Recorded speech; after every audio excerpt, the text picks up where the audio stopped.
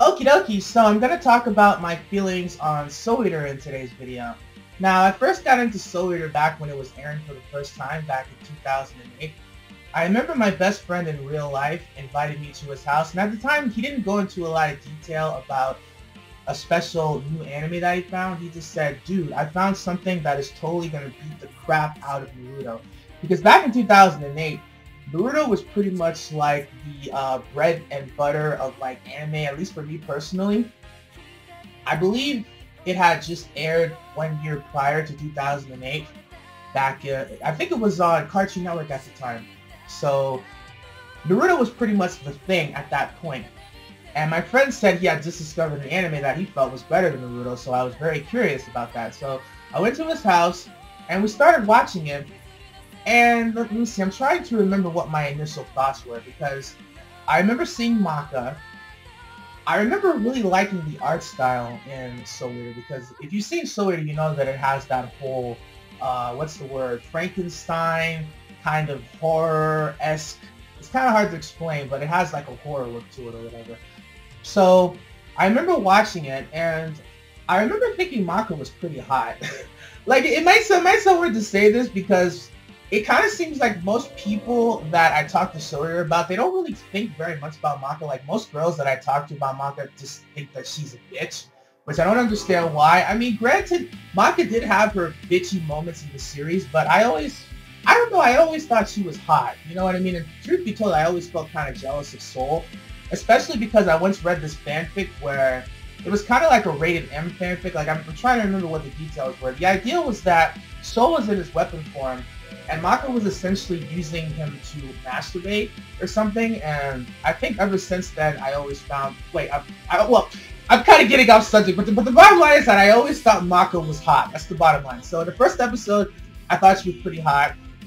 And I remember really liking Blair. Like, I think Blair, like, if you didn't know anything about Soul Eater when you first got into it, if you're watching the first episode, I think if you're a guy, Blair was really somebody that really kind of got your attention. At least that's how it was for me.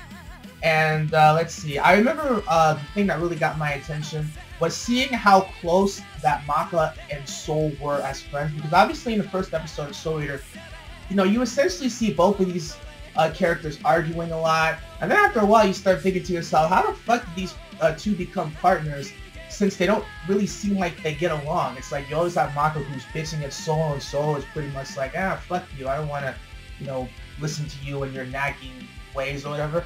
But it's just really interesting how when you get to the end of the first episode and you see how Soul and Maka are able to defeat Blair, you know, during that last, you know, moment, it really signifies that despite the fact that these two argue with each other, and despite the fact that they don't always get along, obviously they have a special connection. You know, they obviously have, you know, a partnership that is able to withstand whatever happens, whether it's them not getting along. And as you watch Soul Eater, you pretty much see, because Maka and Soul, their partnership is tested constantly.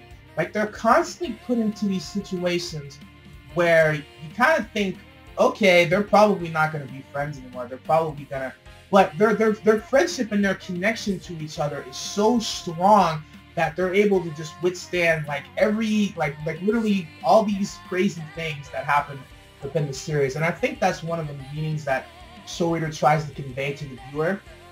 It really tries to convey, you know, the partnership that these characters have with each other.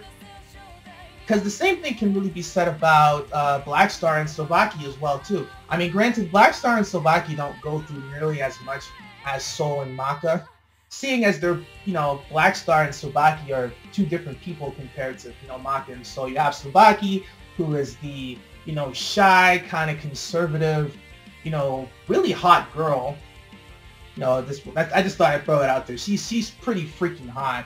And you have Black Star, who I essentially thought was just a fucking Naruto clone the very first time I saw him with me this year. I was kind of like, Naruto, is that you? But I always kind of thought Black Star was kind of a cooler version of Naruto. Like, I thought, for one thing, he had really cool, like, cooler looking clothes. I mean, it's weird because I always thought Naruto having, like, a fucking tracksuit was just, it made no fucking sense. in my opinion, it didn't make any sense.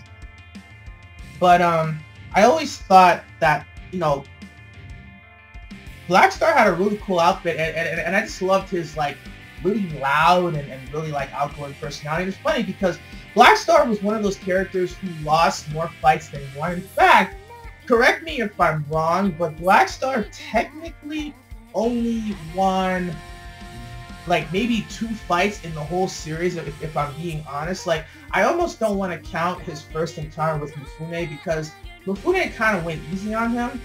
Technically, Mifune technically went easy on him. But if you want, you can kind of consider that a win. And then, of course, they fight that last time. I'm not going to count the second time because Black Star got his ass whooped. And then he was able to finally, you know, win a fight. But the bottom line is that Black Star was essentially the loser of the series. But for some reason, because of the fact that he never was, like, depressed or felt sorry for himself, he never really looked like a loser, at least not in my eyes. Like, he always came across as being that cool guy. Like, I remember when I was watching Soul Eater, I've had moments, and it's a little embarrassing to say this, but I've had moments where I would actually pretend that I was like Black Star, like, you know, because, like, he's always loud, and he's always, like, you know, confident, and he's always happy, saying all this stupid, outrageous crap about, oh, the world can't handle my arrival, and like, I just always loved, he had so much energy and passion for life, man. I always loved that about Black Star. I think that's what Tsubaki liked about him as well. I think that's why she kind of always liked to stick around him, despite the fact that, you know, they didn't win a lot of fights and they struggled. I think that she was very attracted to his, you know, his enthusiasm, because it was the kind of thing where Black Star, you know, he was never the type that felt sorry for himself. He just always kept forging ahead. He always kept announcing to everybody, hey, you know, I'm the best. There's nobody who's louder than me, who's stronger than me, who's faster than me. You know, I always loved that about Black Star, which is probably why he's, like, my favorite character in Soul Eater. And truth be told, he's, like, I think that he has, like, the coolest outfit in most, yeah, like, as far as main characters go, he has, like, one of my favorite outfits ever. But, yeah, so I've always really liked the connection that Tsubaki and Black Star had. Mostly because Black Star was awesome. And Tsubaki was pretty hot. I don't really have too many feelings about her, aside from the fact that, you know, I don't really have a lot to say about her. I mean, she had a really cool fight when it came to her brother, but I think Tsubaki probably could have played a bigger role than she did. That's just my opinion. But, yeah, she was cool. Def the Kid, it's kind of hard to say how I feel about Def the Kid. He had a cool look to him, and I think at the time he was very unique. Like, obviously, since 2008, there have been so many different anime shows that have come out with all sorts of quirky characters. I feel like Def the Kid was probably completely original for his time, and I personally thought he was very funny. Like, I would say he was one of the comedy relief aspects of Soul Eater. And I like Liz. I like Patty. Especially Patty, because Patty just, she pretty much represents like that really quirky girl that you always would like if you were like in class, if you remember like being in high school or something, there was always be that one girl who just, you know, I don't know how to explain it, but she always she was just weird, you know what I mean? Like, she just said like fucking weird stuff, and she was very immature, but she was always kind of fun to watch and be around to a certain extent. Like, I always loved Patty's enthusiasm. And Liz was pretty cool. She was kind of the most, I think Liz was probably one of the most normal characters in the whole series when you really think about it. There wasn't really anything too special about her, but I liked her. Now, it's funny because I'm kind of going all over the place as I'm conveying my feelings for Soul Eater. But, so when I first started watching Soul Eater with my friend, I got a really good first impression from it.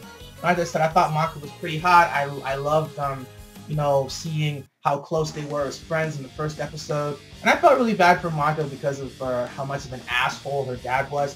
And like I said, in episode 2, I really, you know, being connected to Black Star and seeing how he was, you know, like I said, I saw him as being a cooler version as compared to Naruto. And like I said, Def the Kid was cool. Like, he wasn't the best character, but he was cool. He was very quirky, you know, very, you know, he was cool. I really liked Def the Kid. I also feel like the first maybe 6 episodes of Soul Eater were probably the most funniest.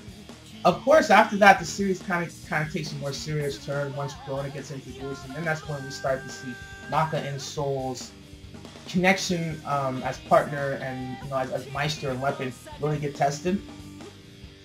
And then from there, we see the story evolve more as we get more and more about Medusa. I think her name was Medusa, who I thought was pretty hot. I thought Medusa was always a pretty hot chick. So yeah, I think that's all I pretty much wanted to say. Soul Eater was a really great anime back when I watched it in 2008, and I'm surprised that most people don't consider it to be a classic anime today. Because when you think about it, Soul Eater has so much going for it. It has like great fight scenes, great animation, probably my favorite soundtrack in anime of all time. Just fantastic music. Yeah, it's a great series.